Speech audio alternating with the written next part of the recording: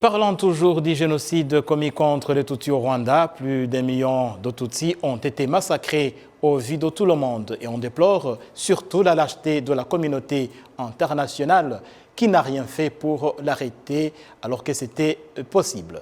Dans un instant, nous nous sommes entretenus avec l'ambassadeur Joseph Nsengimana qui connaît beaucoup le système des Nations Unies. Il commence par nous dire le pourquoi d'un tel comportement si lâche. Dans ce contexte, la communauté internationale, c'est-à-dire les Nations Unies, ont même des structures pour empêcher, des structures censées empêcher la commission de génocide. Alors, si nous regardons justement son organisation et sa façon de faire, et il y a tantôt l'efficacité et l'inefficacité. Alors on peut dire que l'efficacité ou bien l'inefficacité des Nations Unies est due à quoi? C'est dû aux intérêts. Parce que les Nations Unies, c'est un ensemble de pays, effectivement. Mais quand vous regardez dans le sens de défendre la paix dans le monde, il y a un organe spécifique qui s'appelle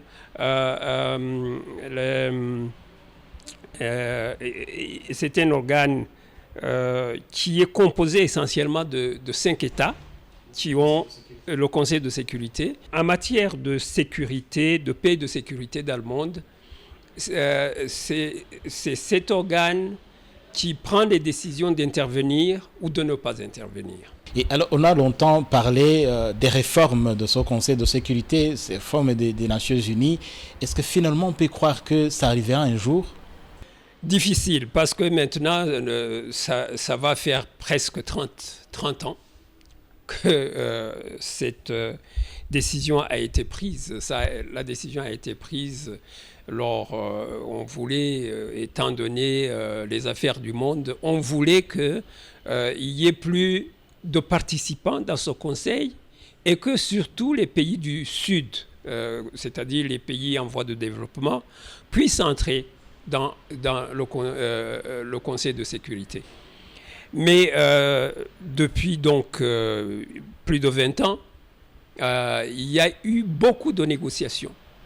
Mais parce que pour que ça soit appliqué, les 10 États doivent l'accepter.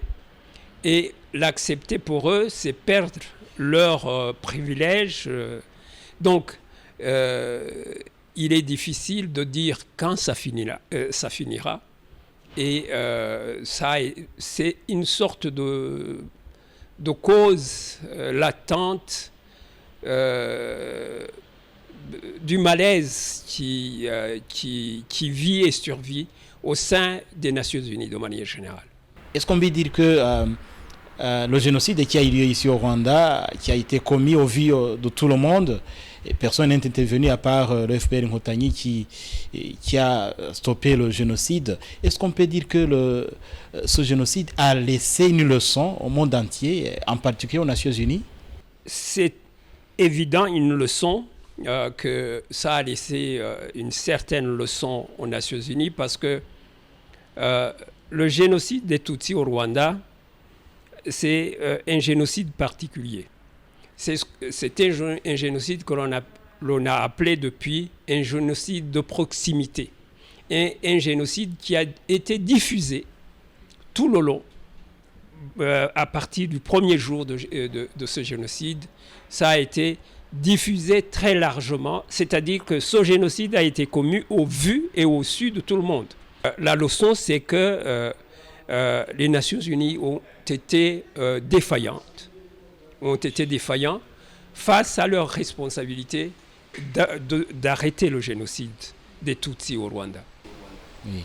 Et alors, face à cette défaite, cette lâcheté, on dirait, est-ce qu'on peut croire que le plus jamais ça qui avait été prononcé après l'Holocauste, le plus jamais ça, est-ce que peut-être vraiment une réalité ou bien ça va rester seulement au niveau des paroles? Je pense que de plus en plus, avec le cas du génocide des Tutsis au Rwanda, c'est évident que le plus jamais ça, après d'autres génocides, parce qu'entre-temps, il y a eu d'autres génocides qui ont été commis également. C'est que le plus jamais ça devient de plus en plus relatif. On se rend compte que oui, c'est un grand mot, c'est un slogan presque, mais ça reste ça reste davantage un slogan qu'une position ferme d'intervenir. Parce que plus que l'intervention, il y a les intérêts des pays. Le cas du Rwanda est un cas d'exemple. Je pense c'est un cas qui montre très bien combien ces organisations, je dirais, relativement très fortes, sont orientées essentiellement par leurs intérêts, les intérêts des grands qui sont les premiers. Le cas du Conseil de sécurité est clair. Là, ils ont le droit de veto. Donc, le système même, je dirais, n'exclut pas que même les cas forts, comme le cas de génocide, soient seconds par rapport aux intérêts propres des États.